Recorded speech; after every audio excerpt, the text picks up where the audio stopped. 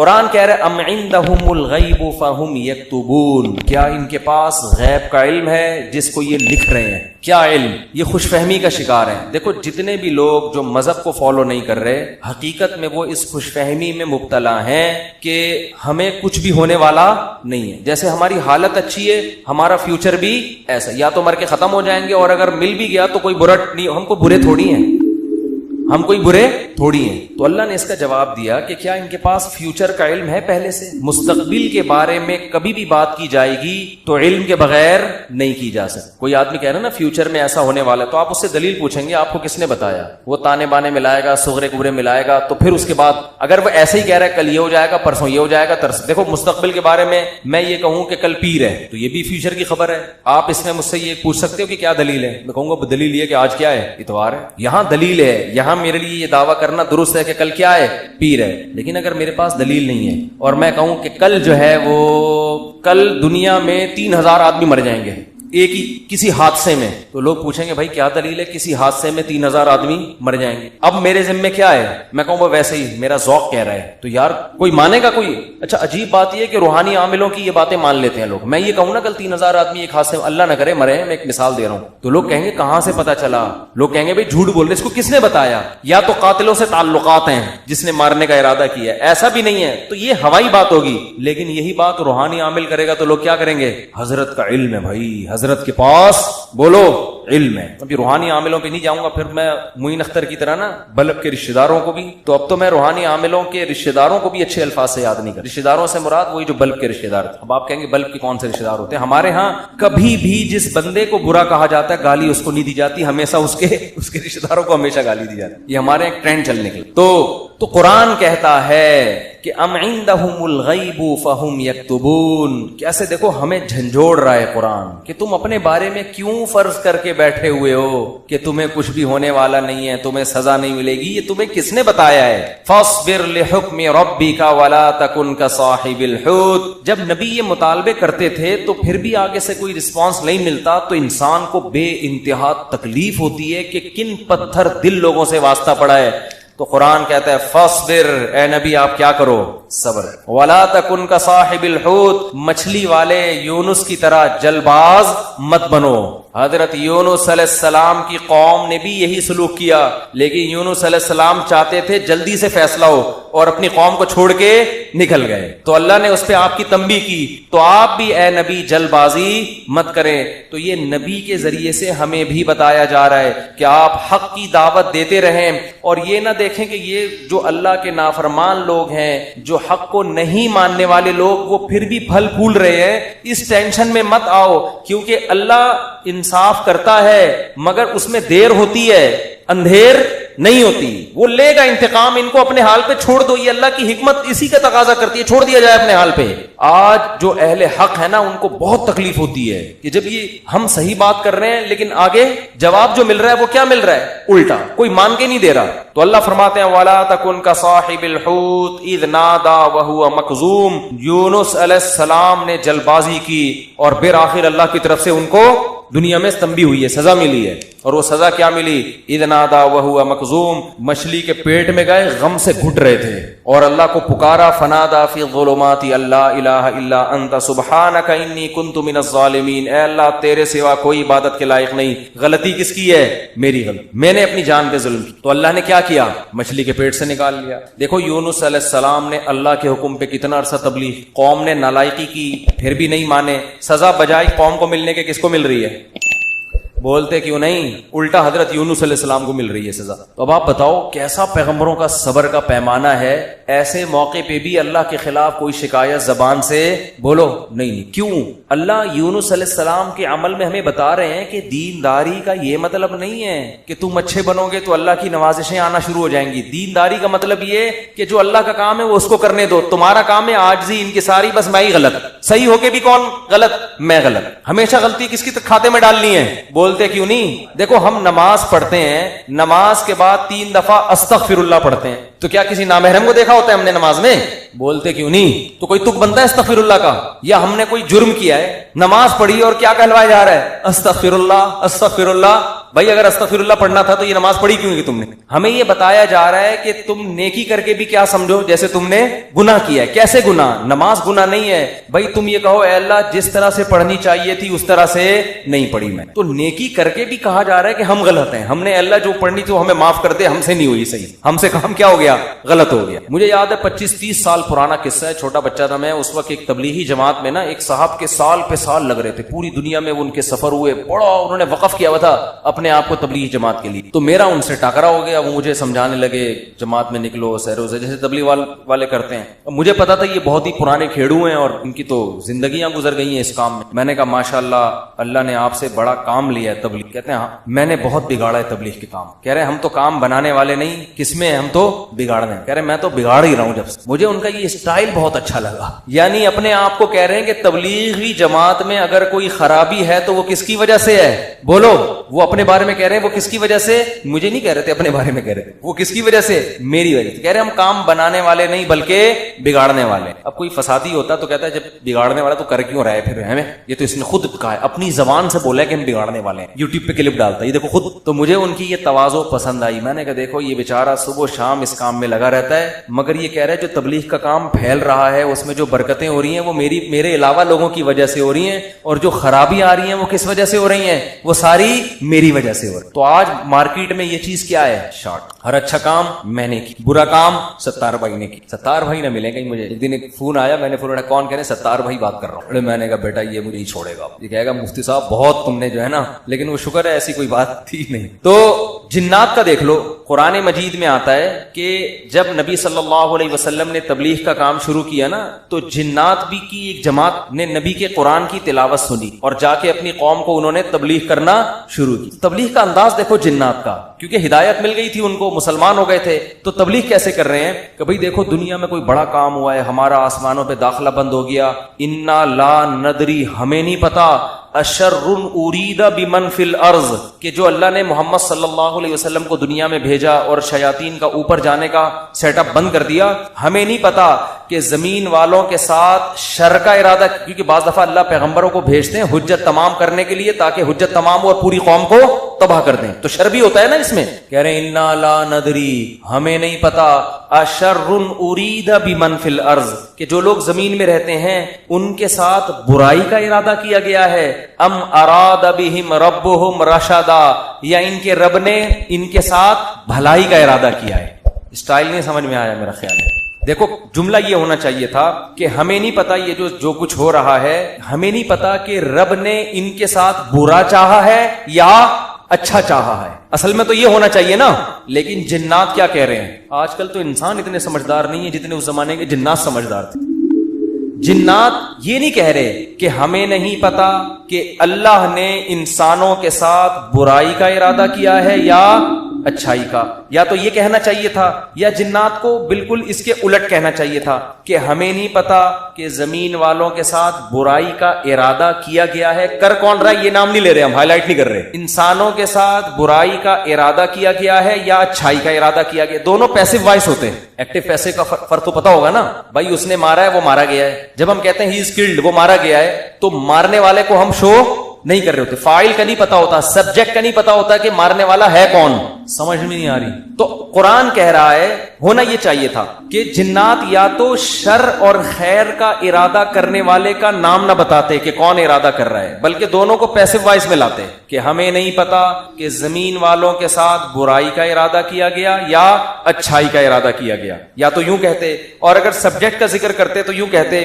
ہمیں نہیں پتا کہ رب نے زمین والوں کے ساتھ برائی کا ارادہ کیا ہے یا اچھائی کا ارادہ کیا ہے. لیکن جنات اتنے ہوشیار, جب اچھائی کا تذکرہ آیا تو رب کا تذکرہ کیا, برائی کا آیا تو سبجیکٹ کو کیا کر دیا, حذف.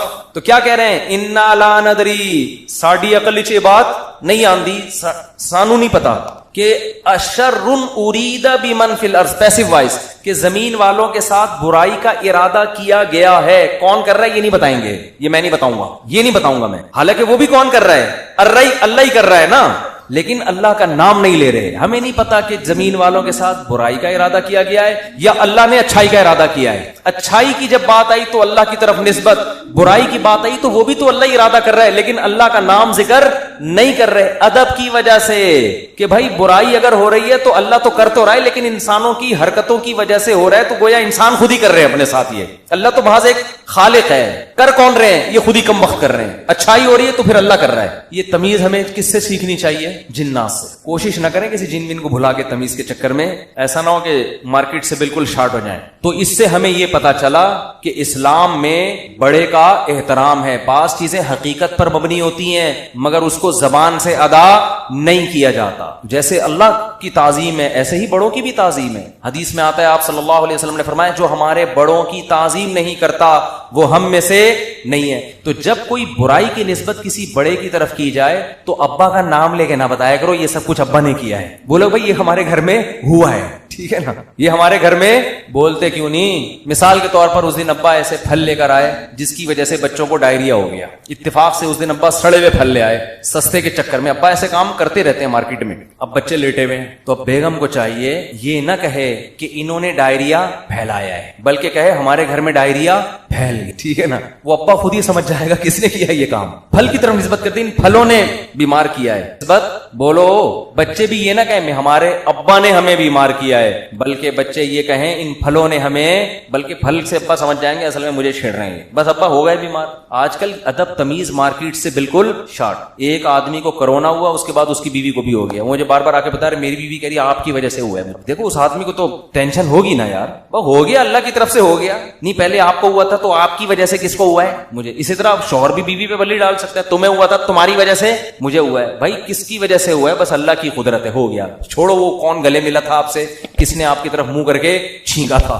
ہم ایسے بہت سے لوگوں کو جانتے ہیں جو ٹی بی کے مریضوں کے ساتھ چپک کے انہوں نے زندگی گزاری, خدمت کی, مگر ان کو ٹی بی نہیں ہوئی, اور 2 گھر چھوڑ کے جو بندہ بیٹھا ہوا تھا اس کو ہو گیا. تو آج کل نا یہ تمیز مارکیٹ سے شارٹ ہو رہی ہے. بڑے چھوٹے کا ادب کیا ہو رہا ہے؟ ختم. فوراً بلی ڈال دیتے ہیں اس نے کی. تو اگر کیا بھی ہو بھائی نسبت مت کرو, تقدیر کا حصہ, بھائی ہو گیا ہمارے ساتھ. قرآن دیکھو ابراہیم علیہ السلام کیا کہتے ہیں, وَإِذَا مَرِضْتُ فَهُوَ يَشْفِينِ. کیا خاندانی کلام ہے یار. حضرت ابراہیم کہہ رہے ہیں جب میں بیمار ہوتا ہوں اللہ مجھے شفا دیتا ہے. حالانکہ بیمار کون کرتا ہے؟ وہ بھی تو اللہ ہی کر رہا ہے نا. تو کہنا تو یہ چاہیے تھا کہ اللہ ہی بیمار کر کے اللہ ہی مجھے ٹھیک کر دیتا ہے. تو سوال ہے اس میں اللہ کی تعریف کی کیا ضرورت ہے؟ بیمار بھی تو اسی نے کیا تھا. لیکن اللہ کی حمد و ثنا کر رہے ہیں, بیمار تو میں ہو جاتا ہوں, شفا کون دیتا ہے؟ اللہ. تو یہ ادب تمیز سکھایا جا رہا ہے کہ انسان کے بچے بن کے زندگی گزارو, بڑے چھوٹے کا ادب کرو. القابات بھی بڑے چھوٹے کے لیے الگ الگ ہونے چاہیے. تو خیر قرآن کیا کہتا ہے؟ اے نبی فاصبر, آپ نے کیا کرنا ہے؟ صبر کرنا ہے. تو ہمیں بھی ترغیب دی جا رہی ہے کہ ہم یہ نہ سمجھیں کہ ادھر ہم دعوت دیں گے ادھر فوراً لوگ ہماری دعوت پر لبیک کہیں گے. جس کو جو بات سمجھائیں گے 2 منٹ میں اس کی سمجھ میں وہ بات آ جائے گی اور وہ بالکل ہمارے نظریات کے مطابق ہو جائے گا, اور اس طرح ہم ہنسی خوشی زندگی گزاریں. لوگ یہی کہتے ہیں, پھٹے اسی پہ ہوتے ہیں نا. باپ کہہ رہا ہے یار میں بیٹے کو سمجھا رہا ہوں, کم بخت کی سمجھ میں ہی نہیں آ رہا. بیٹا کہتا ہے ہم ابا کو سمجھاتے ہیں, ابا کی سمجھ میں نہیں آ رہا. شوہر بیوی کو سمجھا رہا ہے, اس کی کھوپڑی میں نہیں آ رہا. بیوی شوہر کو سمجھا رہی ہے, اس کی کھوپڑی میں نہیں. اپوزیشن حکومت کو سمجھا رہی ہے, حکومت کی سمجھ میں نہیں آ رہا. حکومت اپوزیشن کو سمجھا رہی ہے, اپوزیشن کی سمجھ میں نہیں آ رہا. تو اگر دنیا میں جو بات سمجھائی جائے, میں کب سے کیا کیا سمجھا رہا ہوں سمجھ میں آ رہا ہے, کب سے کیا کیا سمجھا رہا ہوں سمجھ میں نہیں آ رہا. تو اگر ایسا ہی دنیا میں نظام ہو جائے کہ ادھر سمجھایا ادھر سمجھ میں آ گیا تو سب ہنسی خوشی زندگی گزارنا شروع ہو جائیں. وہ ایک شاعر ہے ہندوستان کا, ان کا نام ذہن سے نکل گیا, تراز کر کے آتا ہے, پتہ نہیں ایچ ایم تراز ہے, کچھ ایم تراز کر کے آتا ہے. بڑے زبردست شاعر ہیں. میں نے جب ان کی ایک دفعہ شاعری سنی نا تو مجھے بڑا, اس لیے نہیں کہ مجھے نہیں پتا کیسے آدمی, اچھے ہی ہوں گے, لیکن مجھے اردو سے لگاؤ ہے, محبت ہے. تو ہندوستان کے شاعروں میں بڑی زبردست شاعری ہے اردو کی. تو میں نے جب اس بندے کی شاعری سنی میں نے کہا یار یہ 2014 کی بات ہے. میں نے کہا اس بندے سے ملاقات کا دل چاہتا ہے, اس نے اردو پہ بڑی محنت کی. تو اللہ کی قدرت, یہ جو عمرہ ہے نا, عمرہ یہ مسلمانوں کے لیے بہت بڑا ایک ذریعہ ہے آپس میں کمیونیکیشن کے لیے. یہ میں نے انگریزوں کی کتاب میں یہ بات پڑھی ہے, گورو نے لکھا ہے کہ مسلمان سائنسدان جو بہت بڑے بڑے حکیم بنے نا, جنہوں نے جڑی بوٹیوں پہ ریسرچ کی, اس کی ایک بہت بڑی وجہ مسلمانوں کا حج ہے. کیونکہ حج کرنے کے لیے کہاں کہاں سے, ساؤتھ افریقہ سے اور کہاں کہاں سے دنیا سے لوگ آتے تھے. وہ پیدل جنگلوں سے گزرتے اور اس میں جڑی بوٹیوں پہ تحقیق کرتے تھے. آپ ذرا حکیموں کی, پرانے حکیموں کی کتابیں پڑھیں نا, ایسے ایسے جڑی بوٹیوں کے خواص لکھے ہیں. آدمی کہتے ہیں انہوں نے ان کو یہ پتہ کہاں سے چلی. تو وہی حج اور عمرے سے جو مسلمانوں کے سفر ہوئے ہیں, پھر مختلف ملکوں کے لوگ آ کے عمرے میں ایک دوسرے سے ملتے ہیں, ایک دوسرے کی تہذیبیں سیکھتے ہیں, سکھاتے ہیں. یہ مسلمانوں کے لیے یہ بہت بڑا ایک ذریعہ بنا ہے. یہ بیت اللہ جو ہے نا, یہ مسلمانوں کو آپس میں کنیکٹ کرنے کا صدیوں سے ایک بہت بڑا ذریعہ ہے. یہاں کے ترکی، پاکستانی، انڈونیشیا سب آ کے کیا ہوتے تھے، مل جاتے ہیں. تو میری خواہش تھی، میں نے کہا یار کبھی ان سے سلام دعا ہو جائے تو اچھا ہے، خوشی ہوگی. تو وہ میں نے ویسے ہی انڈیا کے کچھ لڑکے بیٹھے ہوئے تھے بیت اللہ میں، عمرہ کیا ہم نے. میں نے کہا یار وہ ایک شاعر ہے، انہوں نے کہا اتفاق سے عمرہ کرنے آیا. میں نے کہا میری ملاقات کرا دو. تو مجھے نہیں پتا تھا وہ مجھے جانتے ہیں. تو جب ملاقات ہوئی انہوں نے کہا میں تو آپ سے خود بہت دنوں سے ملنے کا مشتاق، آپ کے بیان سننے بڑا مزہ آتا ہے. اس وقت میرے آڈیو بیان ہوتے تھے. تو بات کیا کر رہا تھا، تو ان کا ایک شعر تھا، شعر کا ایک جملہ مجھے یاد ہے کیونکہ ہم ہر چیز آدھی یاد کرتے ہیں نا، وہ ابتدائی عشق میں دل ہوا یوں خراب آدھا والا شعر کی وجہ سے. تو اس نے کہیں اپنی محبوبہ کا شاعر نے تذکرہ کیا ہوگا کہ وہ کہیں چلی گئی، یوں ہو گیا، ٹینشن میں آ گیا. تو اس نے لکھا یہ انہونی نہیں ہوتی تو پھر ہونے کو کیا ہوتا، یہ انہونی نہیں ہوتی تو پھر ہونے کو، یعنی دنیا میں کچھ عجیب سے کام ہوتے ہیں تو پھر ہوتا ہے نا کچھ تو آدمی انجوائے کرتا ہے کچھ ہوا ہے. یعنی اگر شاعر کا تخیل بیان کر رہا ہوں، ایسا نا آپ اس شاعر کو کہیں کون سی معشوقہ تھی تمہاری مارکیٹ سے شارٹ ہو گئی، مفتی صاحب نے ہمیں بتایا شاید ہم پولیس بھیج کے. اس شاعروں کا کلام کا کچھ بھی مطلب نکالا جا سکتا ہے. محبوبہ کے بجائے کچھ وسیم بھائی کو ڈال دو، ستار بھائی کو ڈال دو، وہ ٹینشن نہیں ہے. شاعر کے کلام کو کبھی الفاظ کو نہیں پکڑا جاتا، اس میں ہر آدمی اپنے حساب سے اس کا مفہوم بیان کر رہا ہوتا ہے. تو ہم نے اس کو اپنے حساب سے اس شعر کو لیا کہ دنیا میں کچھ ہونے کے لیے کچھ انہونیوں کا ہونا بولو ضروری ہے. سمجھ رہے ہو؟ دیکھو بعض لوگ کچھ کر کے موسٹ وانٹیڈ بن جاتے ہیں تو وہ اسی کو انجوائے کرتے ہیں. کہتے ہیں اگر یہ نہ ہوتا تو ہم موسٹ وانٹیڈ کیا ہے، بدنام جو ہوں گے تو کیا نام نہ ہوگا. نام پیدا کرنے کے لیے بدنام ہونا بھی ضروری ہے. تو اس نے کہا یہ انہونی نہیں ہوتی تو پھر ہونے کو کیا ہوتا. تو میں یہ کہہ رہا ہوں اگر یہ ٹینشنیں دنیا میں نہ ہو تو ہونے کو کچھ ہو ہی نہیں. آپ نے بیگم کو بات سمجھائی، سمجھ گئی. اس نے آپ کو سمجھایا، آپ کی سمجھ میں فوراً آ گیا کہ کیا کہہ رہے. آپ نے اپنے بچے کو ایک دن کچھ سمجھایا، اس کی سمجھ میں فوراً آ گیا. تو گالیاں ہوتی دنیا میں، پھر کوئی بلد کے رشتہ داروں کو گالیاں دیتا، بولو نا. تو خیر اور شر کا مقابلہ کیا ہو جاتا، ختم. پیغمبر امتیوں کو سمجھاتے 2 منٹ میں بات سمجھ میں آتی. نبی آگے سمجھاتے بھئی یہ 360 بت پتھر کے بنے ہوئے تم نے رکھے ہوئے، یہ غلط ہیں. کہتے ہیں او اچھا یہ تو بالکل صحیح کہا آپ نے، ہم اپنے ہاتھوں سے اپنے خدا کو بناتے ہیں، یہ بننے میں ہمارے محتاج، تو بھلا یہ ہماری مدد کیسے کریں گے. بات تو کلیئر تھی نا 2-4 کی طرح، مگر ان کی کھوپڑی میں نہیں آئی. 10,000 کا لشکر لے کے مکہ پہ حملہ ہوا ہے، خون بہے، لو عورتیں بیوہ ہوئی، بچے یتیم ہوئے. اتنی سی بات سمجھانے کے لیے 23 سال کی ٹینشن ہے، پھر جا کے بھی سمجھ میں پھر بھی نہیں آئی. پھر مکہ فتح ہوا تو نبی نے بیت اللہ کے اندر 360 بت گرائے اپنے ہاتھوں سے، وہ بھی طاقت کے زور سے سمجھ میں آئی ہے، ورنہ پھر بھی نہیں آئی. اگر یہ حملہ نہ ہوتا تو آج تک 360 بت رکھے ہوئے ہوتے، آپ دلائل میں مناظرہ ہی کر رہے ہوتے، بحث ہی کر رہے ہوتے، کسی کی کھوپڑی میں نہیں آتی بات. تو بھائی اتنی بڑی حقیقت جب بحث سے کسی کی کھوپڑی میں نہیں آئی تو آپ کی بیگم آپ کی فرما بردار کہاں سے بن جائے گی؟ کیونکہ آگے اس کے پاس بھی دلائل ہوتے ہیں سمجھانے کے لیے. آپ اس کو جب سمجھاؤ گے شوہر کے یہ حقوق ہیں تو کہے گی کہ صرف شوہر ہی کے ہیں، بیوی کے نہیں ہوتے. کیا جواب دو گے آپ؟ اب یا تو 10,000 کا لشکر لے کے سسرال پہ حملہ کرو، یہی ہوگا. 10,000 کا لشکر لے کے کیا کرو، سسرال پہ حملہ کرو، اپنے حقوق پاس کرواؤ. ایسا نہیں ہوگا. تو بس یہی ہے کہ آپ نے سمجھایا، نہیں سمجھ میں آیا. اس نے سمجھایا، آپ کی سمجھ میں نہیں آیا. ہنسی خوشی زندگی گزارو. بولو یہ انہونی نہیں ہوتی تو پھر ہونے کو کیا ہوتا. تو اس لیے دنیا میں جو بھی ہو رہا ہے نا، اپنی ذمہ داری پوری کرو، اپنا الو سیدھا رکھو. جو اپنی ذمہ داریاں پوری کرو، باقی جو ہو رہا ہے ہونے دو. ٹھیک ہے نا. حکیم الامہ حضرت مولانا اشرف علی تھانوی رحمۃ اللہ علیہ ایک بات بہت زیادہ فرمایا کرتے تھے کہ جو چیز اختیار میں ہے اس میں سستی نہ کرو، جو اختیار میں نہیں ہے اس کی ٹینشن مت لو. اولاد بگڑ گئی، بھائی آپ نے کوشش کی سمجھانے کے، کنٹرول میں نہیں ہے، چھوڑ دو یار. ساری زندگی یہی ٹینشن نہیں، لوگ پالتے ہیں ٹینشن، میرا بچہ کیوں نہیں صحیح ہو رہا، میرا بچہ کیوں نہیں صحیح ہو رہا، میرا بچہ کیوں نہیں صحیح ہو رہا. چھوڑ دے یار اس کو اپنے حال پہ، چھوڑ دو اس کو اپنے. یہ کیوں نہیں ٹھیک ہو رہا، وہ کیوں نہیں ٹھیک ہو رہا، یہ کیوں نہیں صحیح ہو رہا، عمران خان نے جو وعدے کیے تھے پورے کیوں نہیں ہو رہے. تمہارے اور کم ٹینشن ہے یار. تو اللہ پوچھ لے گا بھائی جو آپ نے وعدے کیے تھے پورے کیے کہ نہیں کیے. تو جو کام اپنی ذمہ داری میں، حتیٰ کہ کسی نے ان سے پوچھا کہ حضرت میرا نماز میں دل نہیں لگتا، خیالات منتشر رہتے ہیں. انہوں نے فرمایا نماز میں دل لگانے کی کوشش کرنا فرض ہے، دل لگنا فرض نہیں ہے. کوشش کرو، لگے ٹھیک ہے، نہیں لگے تو بھی ٹھیک، ہمارے اختیار میں نہیں ہے بھائی. جب نماز میں دل نہ لگنے کی بھی ٹینشن، کیونکہ اللہ نے کبھی ایسی بات پہ اللہ آپ کو نہیں پکڑے گا جو آپ کے اختیار میں نہیں. ہمارے جامعہ دارالفتہ میں حضرت مفتی رشید احمد صاحب کے ایک مرید تھے کیا ہیں हैं अभी भी, तो वो नमाज में उनको नींद बहुत आती थी, वैसे जागते रहते थे, इधर नीयत बांधी सो गए, इधर नीयत बांधी खड़े खड़े सो रहे होते थे, सर्दे में गए उठ ही नहीं रहे, कोनी मार के उठाते थे उनको, उठो भाई, और वैसे ठीक ठाक फिर रहे हैं। वो थे बड़े नेक, उनको फिक्र थी यार नमाज में दिल लगाना चाहता हूं, और नमाजें भी माशाल्लाह बहुत पढ़ते थे, तहज्जुद के पाबंद, लेकिन जब खड़े हुए सो जाते थे। तो एक दिन उन्होंने लिखा कि हजरत मैं टेंशन में आ गया हूं, मैं नमाज में इधर नीयत बांधी और इधर आंख लग गई। फरमाया कोई टेंशन लेने की बात नहीं है, नमाज का भी पूरा सवाब मिल रहा है भाई, नमाज का भी पूरा सवाब और नींद के भी मजे, क्योंकि ये आप अपने इख्तियार से ये नहीं कर रहे, ये गैर इख्तियारी है। जानकर कोई खराटे ले रहा है ना कम वक्त नमाज में, खड़ा हुआ है और आंखें बंद करके कोशिश कर रहा है कि मैं सो जाऊं, ये गलत है भाई। आप जागने की कोशिश कर रहे हो फिर भी नहीं जागते, कोई टेंशन की बात नहीं है, इससे ना कोई दर्जात में कमी आएगी। आज बहुत से लोग कहते हैं नमाज में मजा नहीं आ रहा, हमको नमाज में मजा नहीं आ रहा। मजा तो बिरयानी खाने में आएगा मसाले वाली, उसमें अगर नहीं आ रहा मजा तो डॉक्टर को बताएं, पेट में कोई पेशावर में गए और चपली कबाब खाने का मजा नहीं आया तो ये पेशावर का फॉल्ट नहीं है, ये आपके पेट का फॉल्ट। आप चाय के आदी हो, आप कोयटा और चमन में भी आपको चाय पीने में मजा नहीं आया तो चाय का फॉल्ट नहीं है, आपको गलत चाय पीने की आदत पड़ गई। सुट्टों की भी बात बताऊं छोड़ो रहने।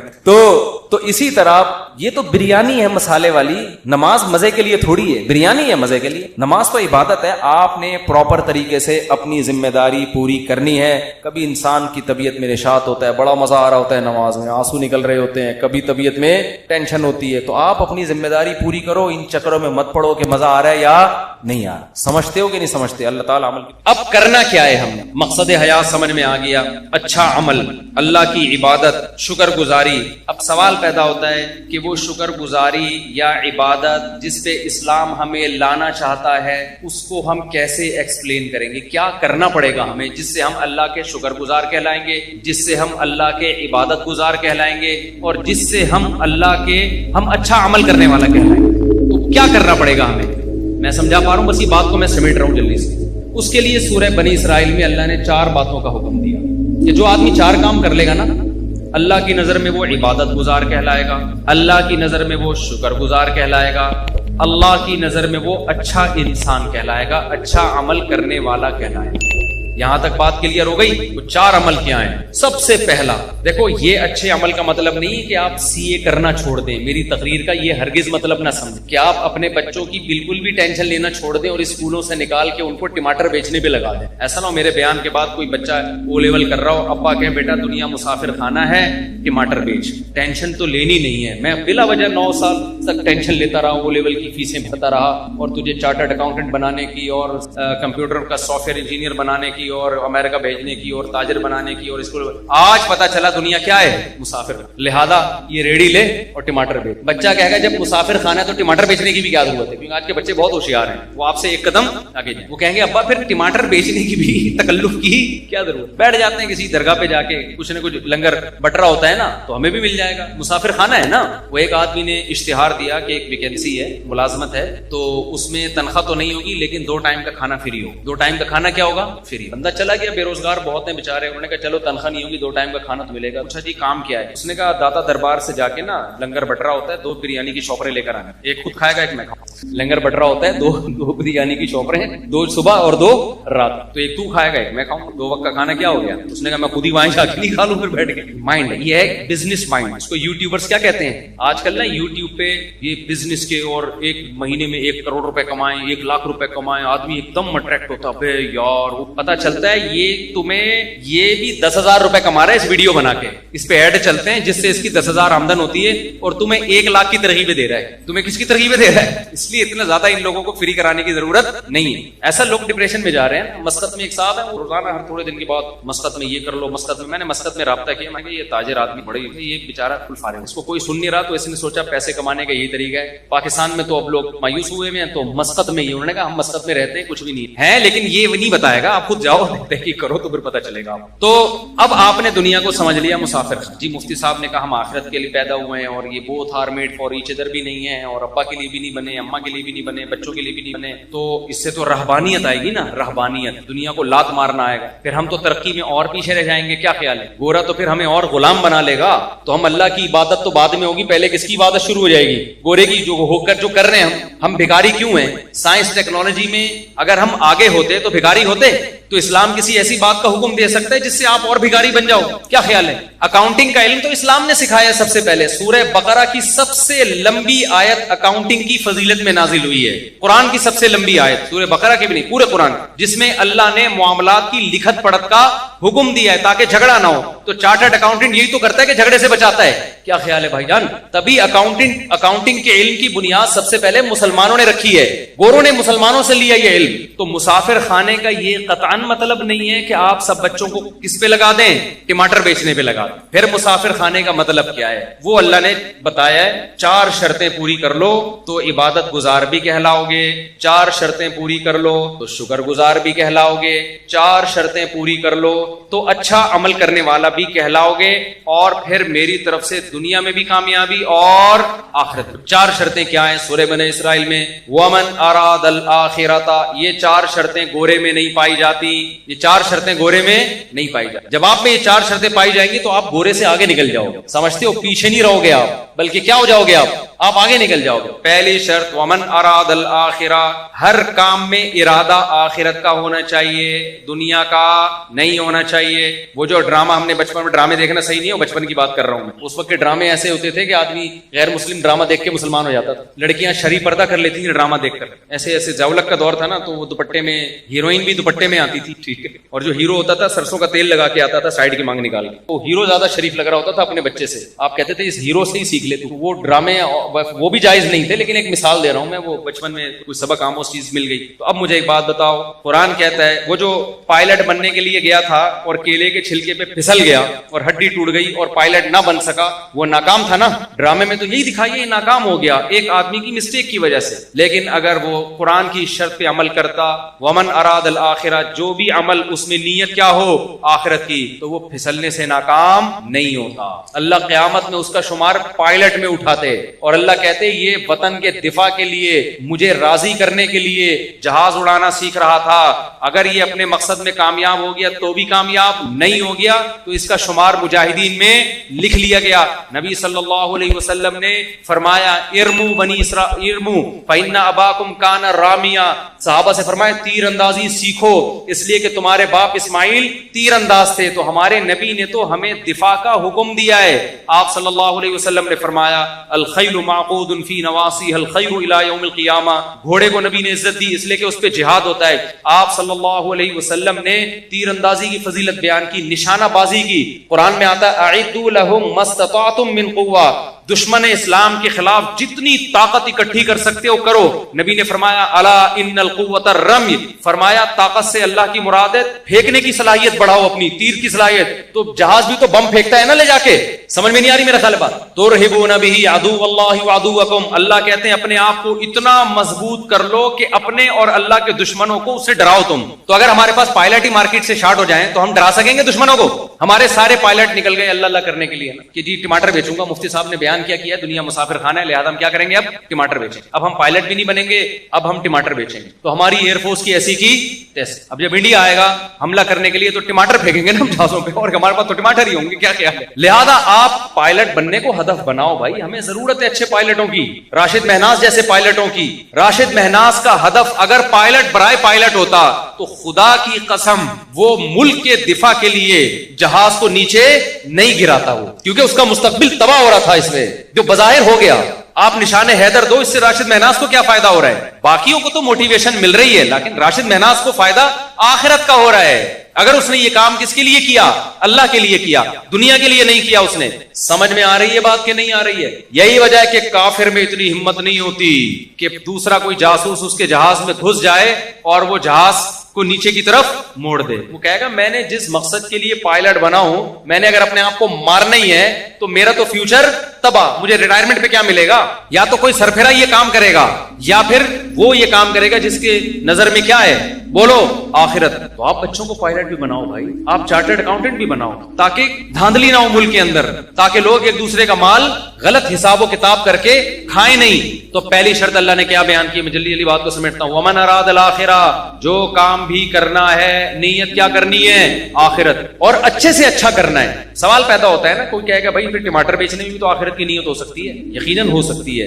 نبی نے فرمایا ایماندار تاجر قیامت کے دن پیغمبروں کے ساتھ. اگر کوئی ٹماٹر بیچ رہا ہے اس نیت کے ساتھ کہ میں لوگوں کے سامنے بھیک نہ پھیلاؤں تو اللہ کی قسم ٹماٹر بیچنے کا بھی اس کو ثواب بولو ملے گا. نیت کیا ہے؟ آخرت. پھر وہ 2 نمبری نہیں کرے گا ٹماٹر بیچنے میں. پھر وہ ایسا نہیں ہوگا کہ ٹماٹر کی پیٹی میں اوپر اچھے اچھے اندر سڑے ہوئے, وہ یہ گڑبڑ نہیں کرے گا. لیکن پھر آپ کو موٹیویشن کیسے ملے گی؟ اس کے لیے نبی نے فرمایا المؤمن القوی خیر من المؤمن الضعیف. طاقتور مومن اللہ کو کمزور مومن سے زیادہ محبوب. تو طاقت جسمانی بھی ہو سکتی ہے, سائنس اور ٹیکنالوجی کی قوت بھی. طاقت کی ڈیفینیشن یہ ہے کہ آپ وہ کچھ کر سکتے ہو جو دوسرا نہیں کر سکتا. تو آپ جب کسی اچھی پوسٹ پہ جاتے ہو تو آپ وہ کچھ کر سکتے ہو جو ایک عام آدمی رکشہ بیچ چلانے والا اور ٹماٹر والا نہیں کر سکتا. تو آپ اس نیت سے حکومت کی لگام اپنے ہاتھ میں لینے کی کوشش کرو. آپ اس نیت سے ترقی کی کوشش کرو کہ میں پاورفل مسلمان بننا چاہتا ہوں. اور ہمارے نبی کو پاورفل مسلمان وہ کمزور اور ضعیف مسلمان سے زیادہ محبوب ہے. اور نبی نے فرمایا مجھے نہیں بلکہ کس کو محبوب ہے؟ اللہ کو زیادہ محبوب. بات آ رہی ہے سمجھ میں؟ دوسری شرط قرآن نے کیا بیان کی ہے؟ من اراد الآخرۃ وسعى لها سعیا. تو آپ جو کام بھی کر رہے ہو کس کے لیے کرنا ہے؟ آپ نے آخرت. دوسری کوشش وسعى, کوشش بھی کرے. صرف نیت کافی؟ آپ نے بیٹھ گئے کہ جی آخرت ملتی ہے محنت کرنے سے, کچھ اچھا یعنی طاقتور بنوں گا میں جناب بیوروکریسی میں جاؤں گا, میں اچھا تاجر بنوں گا, پیسہ کماؤں گا تاکہ مسلمان مضبوط ہوں, میں سائنس اور ٹیکنالوجی کے میدان میں ترقی کروں گا. صرف کس کے لیے؟ اللہ کے لیے. یا میں ٹماٹر ہی بیچوں گا, تجارت کروں گا, کس کے لیے؟ اللہ کے حکم کو پورا کرنے کے لیے. آخرت نیت ہے میری تاکہ صدقہ کروں, بھیک نہ مانگوں. اب کر نہیں رہے آپ, پڑھے ہوئے, امتحان آ رہے ہیں, پڑھے ہوئے آپ. جیسے ہمارے کراچی میں لوگ کیا کر رہے ہیں؟ پڑھے ہوئے ہیں نا, کیا خیال ہے؟ ہل ہی نہیں رہے آپ. تو اس کا مطلب آپ نے آخرت کی نیت تو کی ہے, وسعا کا مطلب کوشش بولو نہیں کیا. تو آپ کا شمار کامیاب لوگوں میں نہیں ہوگا. نیتیں کر کے پڑے رہو, ہمت نہ کرو, عمل نہ کرو, پھر کچھ نہیں ملنے والا. اس نیت پہ اجر ملتا ہے جس میں عمل کرنے کی کوشش کرو, عمل ہو نہ سکے, پھر اللہ اجر دے دیتا ہے. جیسے وہ پائلٹ جس نے کوشش کی بیچارہ کیلے کے چھلکے سے پھسل گیا, اس کی نیت ہوگی تو اجر ملے گا, ورنہ نیت برائے نیت سے کچھ بھی حاصل نہیں ہوتا, عمل بھی کرنا پڑے گا. تیسری شرط اللہ نے بتائی وسعى لها سعيها, کوشش بھی اخفل طریقے سے نہیں کرنی, کوشش وہ والی کرنی ہے جو اللہ نے بتائی ہے. آپ اللہ کو راضی کرنے کے لیے وہ کوشش کرو جو اللہ نے نہیں بتائی, اللہ نہیں مانے گا. آج کتنے ایکٹر ہیں, اداکار ہیں, ناچنے والی فنکارہ ہیں, ان سے پوچھا جاتا ہے کہ آپ کو یہ عزت کیسے ملی؟ کہہ رہے بس اللہ کے لیے ہم نے یعنی یہ تو اللہ کا ہم پہ بڑا فضل ہوا, ہم ڈانس کلب میں گئے, ہم نے وہاں ڈانس سیکھا اور لوگوں کو انٹرٹین کرنے کا ہم ذریعہ, ملک کی ترقی کا ہم ذریعہ بن رہے ہیں. اور ایکچولی یعنی نیت ہو سکتا ہے وہ بھی آخرت کی کر رہی ہوں کہ لوگ خوش ہوں گے, ڈپریشن ختم ہوگی, اور جناب لوگ ایک انٹرٹین ہوں گے اور ڈپریشن سے نجات ملے گی اور خوشیاں ملیں گی لوگوں کو ہمارے ناچ گانے دیکھ کر. تو یہ کوشش تو ہے, ہو سکتا ہے آپ کا جذبہ بھی اچھا ہو, مگر یہ کوشش اللہ کی بتائی ہوئی نہیں ہے, بلکہ اللہ کی طرف سے اس کوشش پر کیا ہے؟ پابندی. آپ نے دیکھا ایک آدمی ٹینشن کا مریض ہے, آپ نے چرس کی پڑیا پکڑا دی, چھٹا لگا تو بالکل ٹھیک ہو جائے, ٹھیک ہو بھی گیا, آپ کی نیت بھی اچھی تھی, انسانیت کی خدمت, لیکن اس چھٹے پہ آپ کو ثواب بولتے کیوں نہیں ملے. آپ سودی بینک میں جاب کرنا شروع کر دیا, آپ نے سودی بینک میں کہ میں اپنے جو مجھے تنخواہ ملے گی میں اپنے باپ کی خدمت کروں گا, اس کو حج پہ بھیجوں گا, عمرے پہ بھیجوں گا. نیت آپ کی اچھی ہے, ثواب 2 ٹکے کا آپ کو, کیونکہ حرام پیسوں سے باپ کی خدمت کا ثواب نہیں ملتا. سمجھ رہے ہو؟ آپ نے رشوت لے کے آپ نے کہا مسجد بناؤں گا, میں نے رشوت آج شراب کباب میں اڑا دی, آج مجھے اللہ نے ہدایت دی ہے میں ان رشوت کے پیسوں سے مسجد بناؤں. اللہ اس رشوت کے پیسوں سے مسجد کو قبول نہیں کرتے. تو کوشش وہ کرنی ہے جو اللہ نے بتائی ہے. ربیع الاول میں آپ نے کنٹینر لا کے روڈ بلاک کر دیا اور جھنڈیاں لگا کے آپ ناچ رہے ہیں ہمارے نبی کی جشن آمد رسول, لوگوں کی گاڑیاں پھنس رہی ہیں, لوگ آفس نہیں پہنچ پا رہے. اس کوشش پہ آپ کی نیت اچھی ہو سکتی ہے, ثواب آپ کو نہیں ملے گا, کیونکہ ہمارے نبی تو تہجد کے لیے اٹھتے تھے نا, تو اس کی کوشش کرتے تھے کہ گھر والوں کی آنکھ نہ کھلے گئی, وہ ڈسٹرب نہ ہو. سلام کرتے تھے رات کو اگر گھر میں آ رہے ہیں اتنی آہستہ سے کہ جو سو رہا ہے وہ اٹھے نہیں, جاگ رہا ہے وہ جواب دے دے. وہ نبی یہ کیسے برداشت کریں گے کہ میرے نام پہ پورے ملک کو آپ محرم پہ امام حسین کے نام پہ موبائل کو سارے سگنل بند ہو جائیں, لوگ ایک ٹینشن میں آ جائیں. ملیشیا سے ایک تاجر آئے, ان کی میٹنگ تھی, وہ اتفاق سے محرم میں پہنچے, وہ کہہ رہے ہیں یار ہم کراچی ایئرپورٹ پہ اترے ہوئے, کسی کا کسی رابطہ ہی نہیں ہو رہا, سگنل سارے کیا ہو گئے بند. کہہ رہے ہیں یار ملیشیا میں تو یہ نہیں ہوتا. میں نے کہا یہاں تو محرم میں الگ چیزیں پروگرام چلتے ہیں, ربیع الاول میں الگ چلتے ہیں, سفر میں الگ چلتے ہیں, ہر چیز میں ایک الگ ہی. نبی نے فرمایا جو راستے سے تکلیف دہ چیز نہیں اٹھاتا وہ مومن نہیں ہے. تو جو راستے میں کنٹینر پھینک کے روڈ بلاک کرتا ہے وہ کہاں سے مومن ہو گیا؟ ایک کانٹے سے تکلیف زیادہ ہوتی ہے, ایک کنٹینر سے ہوتی ہے. ہمارے پیغمبر نے حکم دیا, بخاری مسلم کی حدیث ہے کہ راستے میں کانٹا پڑا ہوا ہے نا, آپ گزر کے نہیں اٹھا رہے, آپ ایمان کے آخری درجے پہ بھی نہیں ہو. جو کانٹا پھینک رہا ہے وہ کیسے ہوگا؟ جو ہٹا نہیں رہا اس کو برا کہا جا رہا ہے, تو جو پھینک رہا ہے وہ کہاں سے ایمان پہ ہوگا؟ اور جو کانٹے سے بڑی چیز کنٹینر, کتنی خواتین جو پریگننٹ ہوتی ہیں جن کو ایمرجنسی ہاسپٹل میں پہنچنا ہے, وہ جلسوں میں ٹریفک میں جام. محرم کے جلسوں میں کیا ہوتا ہے؟ ربیع الاول کے جلسوں میں کیا ہوتا ہے؟ مذہب کے نام پہ لوگوں کو اذیت پہنچائی جاتی ہے. جب ان سے کہا جائے بھائی کس صحابہ نے ربیع الاول منایا, کسی تابعی نے بنایا, آج بھی حرم میں نہیں منایا جاتا, تو آپ کیوں وہ کر رہے ہو؟ کہہ رہے ہم نبی کی محبت میں کر رہے ہیں. آپ یقیناً محبت میں کر رہے ہو, ہم آپ کی نیت پہ شک نہیں کرتے, مگر کر وہ رہے ہو جو آپ کا نفس آپ کو کہہ رہا ہے. اللہ رسول کے بتائے ہوئے طریقے کو آپ فالو نہیں کر رہے. تو قرآن نے تیسری شرط بیان کی ہے, کوشش تمہاری گڑھی ہوئی نہیں ہونی چاہیے, کوشش وہ ہونی چاہیے جو میں نے بتائی ہے. اور آخری شرط اللہ نے بیان کی جو انتہائی اہم, وَهُوَ مُؤْمِنٌ, اللہ کہتے ہیں ایمان بھی ہونا چاہیے, توحید پرست ہونا چاہیے. مشرک کا, کافر کا کوئی نیک عمل میں قبول نہیں کروں گا. اللہ پہ, اس کے پیغمبروں پر, اس کی کتابوں پر ایمان ہوگا تو نیکی کا اجر ملے گا, ادروائز دنیا میں اجر ملے گا, آخرت میں اجر نہیں ملے گا. بات آ گئی کھوپڑی شریف, اب تو دماغ شریف کہنا چاہیے. تو یہ 4 شرطیں میرے بھائی پوری کر. ہم آپ کو ترقی سے منع نہیں کرتے, ہم آپ کو پڑھائی سے منع نہیں کرتے, ہم تو کہتے ہیں پڑھو. ہمارا تو ان پڑھ ہونا ہی دنیا کی بربادی کا بہت بڑا سبب ہے, لیکن کس کے لیے پڑھو؟ آخرت. محنت کرو, محنت. 4 شرطیں آخری ریوائز کر دیتا ہوں. نمبر 1, ہر کام میں نیت آخرت. نمبر 2, کام بھی کرنا ہے, خالی نیتیں کر کے نہیں بیٹھنا. نمبر 3, کام اللہ رسول سے پوچھ کے کرنا ہے, علماء سے پوچھنا ہے کہ شرعن یہ جائز ہے بھی یا نہیں ہے. اگر فتویٰ ملے جائز ہے تو کرو, ورنہ نہیں کر سکتے آپ اس کو. نمبر 4, آپ کا ایمان بھی ہونا چاہیے اللہ پہ, اس کے رسولوں پر, اس کی کتابوں پر, ختم نبوت پہ, جو اسلام کے ضروری عقیدے جن کو ایمان مفصل, ایمان مجمل کہا جاتا ہے. اللہ کہتے ہیں جو ان عقیدوں کو نہیں مانے گا اس کا عمل قبول نہیں ہوگا. اس کا عمل راکھ کے ڈھیر کی طرح ہے, دیکھنے میں بہت لگتا ہے, پھونک مارو اڑ جائے. کیونکہ اللہ کہتے ہیں آنا میرے پاس ہے, جو مجھے مانتا ہی نہیں ہے تو اجر میں کہاں سے دوں گا اس کو. لوگ کہتے ہیں نیوٹن نے اتنی خدمت کی انسانیت کی, تو کیا وہ بھی جہنم میں جائے گا؟ میں نے کہتا بھائی مجھے نہیں پتا وہ کہاں جائے گا, جنت میں جائے گا یا جہنم میں جائے گا. تو نیوٹن آخرت میں ملے گا تو اس سے پوچھیں گے آج کل کدھر گھوم رہے ہو بھائی تم. لیکن ایک بات ہے کہ میں نے کہا آپ کو نیوٹن سے اتنی محبت ہے کیونکہ اس کے آپ پر احسانات, اس نے بہت سارے سائنسی عقدے حل کیے, اس کی وجہ سے بہت ساری چیزیں ایجاد ہوئیں. تو اللہ قیامت میں نیوٹن سے سوال کرے گا کہ پبلک کو تیرے احسانات کی وجہ سے تجھ سے محبت تھی, تو نے مجھے بھی یاد رکھا میرے احسانات کی وجہ سے نہیں. یہ بات سمجھ. اللہ تو سب سے پہلے کس کے بارے میں پوچھے گا؟ آپ کے ابا نے آپ کو فرانس 2 منٹ میں بعد پھر اذان ہوگی اور اذان کے فوراً بعد جماعت کھڑی ہو جائے گی, ٹھیک ہے نا؟ 9 بجے ہی جماعت ہوگی, بے فکر رہیں, جماعت دیر سے نہیں ہوگی.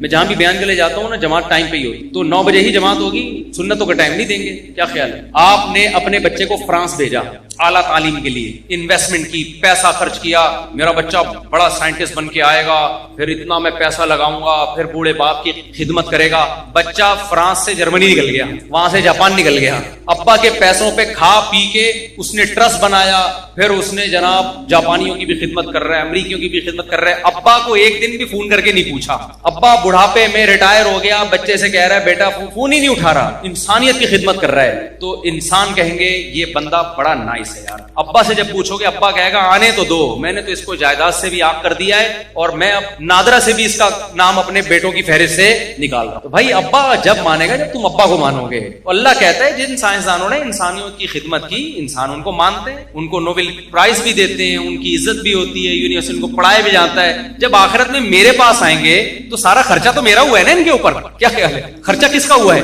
جب نیوٹن پیدا ہوا تھا اس کی ماں کی چھاتیوں میں دودھ کیا آئنسٹائن نے پیدا کیا تھا؟ تو خدا نے پیدا کیا تھا. نیوٹن نے خدا کا شکر کیوں؟ میں نہیں کہہ رہا نیوٹن نے شکر ادا نہیں کیا, بھائی مجھے نیوٹن کی رپورٹیں نہیں ہیں, میں تو ایک مثال دے رہا ہوں. اگر ادا کیا ہے تو کامیاب ہوگا, ادا نہیں کیا تو کیا ہوگا؟ ناکام ہوگا, ناکام ہوگا. اللہ کہے گا جس نے تجھے پیدا, اللہ کہے گا آسمان سے بارشیں تو میں برساتا تھا, زمین سے تناور درخت کون اگاتا تھا؟ تو خالی یہ بتاتا تھا کہ یہ کیسے اگ رہا ہے, یہ آم کی گٹلی سے آم کیسے بنتا ہے. اس آم کی گٹلی میں ایسے سافٹ ویئر کہ گوبر پانی مٹی کے ملاپ سے درخت بنتا ہے, اور درخت میں پھول اگتے ہیں, پھول تتلیوں کو مائل کرتے ہیں, ان سے نرمادہ پھولوں کا ملاپ ہوتا ہے, پھر آم پیدا ہوتا ہے, اور ہر آم میں وہی گٹلی ہوتی ہے جو زمین میں تم نے دفن کی ہوتی ہے. یہ سافٹ ویئر تو نیوٹن نے تھوڑی انسٹال کیے ہیں, نیوٹن نے تو بتایا کیسے. نیوٹن نے تو یہ بھی نہیں بتایا, وہ کسی اور سائنسدان نے بتایا, لیکن مثال دے رہا ہوں. کرنے والا کون ہے بھائی؟ وہ تو میں ہوں. نیوٹن نے کتنی دفعہ آم کھائے ہوں گے, کتنی دفعہ گائے کا دودھ پیا ہوگا اس نے, جو سوکھے چارے سے خدا نے گائے کا دودھ بنا کے اس جانور کے تھنوں میں ڈالا، تو اللہ کو یہ حق ہے کہ وہ سائنسدانوں سے بھی پوچھے کہ انسانوں نے تم سے اتنی محبت کی، تمہیں اتنی عزت دی کیونکہ تم نے انسانوں کی خدمت کی، تو جس نے تم پہ خرچہ کیا ہے، جس نے تمہیں بنایا اور تمہیں اس قابل کیا کہ تم انسانوں کی خدمت کر کے عزت حاصل کر سکو، تم نے اس کو کتنا یاد کیا، اس کے پیغمبروں کو، اس کے سفیروں کو تم نے مانا، ان کی تعلیمات کو تم نے فالو کیا کہ نہیں کیا؟ تو آخرت میں کامیابی اور ناکامی کا کرائٹیریا معیار الگ ہے۔ دنیا میں مائیکل جیکسن بن جاؤ گے تو کیا ہو جاؤ گے؟ کامیاب۔ آخرت میں نہیں ہوتے۔ سمجھتا ہے کہ نہیں سمجھتا؟ میرا خیال ہے اچھوں کو بھی سمجھ میں آ گیا ہوگا، لیکن ہماری مثال اس جانور کی طرح ہے۔ میں مثال نہیں دوں گا، نام نہیں لوں گا، مذہبی اور ہم لوگ کچھ سمجھ سب کی انسلٹ ہو کہ جس کو 100 سال کے بعد بھی نکالا جائے تو وہ ویسے کا ویسے ہی رہتا ہے جیسے 100 سال بلی کی مثال دے۔ غلط نہ سوچیں آپ۔ تو میں بھی اس میں داخل ہوں، ہم بھی سنتے بھی رہتے ہیں، کہتے بھی رہتے ہیں، لیکن ہمارا ہر آنے والا دن ہم کو خدا کے قریب کرنے کے بجائے خدا سے دور کر رہا ہے۔ آپ اپنا ماضی میں ہم زیادہ اچھے تھے، ہر آنے والے دن ہم اللہ کے قریب ہونے کے بجائے اللہ سے دور۔ تبھی شاعر نے کہا نا، نظر سوئے مرقد، قدم سوئے مرقد، مرقد قبر کو کہتے ہیں، قدم سوئے مرقد، نظر سوئے دنیا۔ تیرے قدم قبر کی طرف روز بروز جا رہے ہیں اور نظر تیری بحریہ ٹاؤن کے پلاٹوں میں لگی ہوئی ہے۔ تو شاعر کیا کہتا ہے؟ کہاں جا رہا ہے کدھر دیکھتا ہے، جا کدھر رہا ہے، دیکھ پلاٹوں کی طرف رہا ہے۔ ہر آنے والا دن مجھے اور آپ کو قبر سے قریب کر رہا ہے کہ نہیں کر رہا؟ لیکن ہر آنے والے دن میں ہماری نظر میں بحریہ ٹاؤن کی ویلیو کم ہونے کے بجائے بڑھ رہی ہے۔ تو قبر کی جا قبر والے پلاٹ کی طرف رہے ہیں اور دیکھ کدھر رہا ہے؟ بحریہ ٹاؤن کی طرف۔ ایک دن ریاض ملک کا بھی جنازہ اٹھے گا میرے بھائی، جو اتنا بڑا مالک ہے وہ اپنے آپ کو نہیں، وہ جائے گا 6 فٹ کی قبر میں۔ راحت اندوری نے کہا تھا نا کہ 2 گز صحیح لیکن میری ملکیت تو ہے، اے موت تو نے مجھے زمیندار کر دیا۔ اصل زمینداری ہمیں قبر میں ملتی ہے، وہ ہمارا اپنا پلاٹ ہوتا ہے۔ آج کل تو وہ بھی نہیں ہے۔ تھوڑے دنوں میں گورکن وہاں سے بھی نکال کے نا شاپر میں ہڈیاں ڈال کے پتہ نہیں کوں کو کھلا دیتا ہے، دوسرا مردہ دفناتا ہے اسے۔ تو جو اپنا تھا وہ بھی اب اپنا نہیں رہا۔ تو آپ بحریہ ٹاؤن کو سمجھ رہے ہو میرا ذاتی پلاٹ ہے، تمہارا ذاتی ڈرامے بازی ہے یہ۔ اس میں زیادہ یہ بچوں کے کام ہے، جو بچے کھلونے جھنجھونے سے خوش ہو رہے ہوتے ہیں، تو آپ بھی بلڈنگوں سے کیا ہو رہے ہو، جھنجھونے سے خوش نہ ہو، کیونکہ یہ خوشی آپ کو ڈپریشن میں لے کے جائے گی۔ اللہ سمجھنے کی، عمل کی توفیق عطا فرمائے، اور سب سے پہلے مجھے اور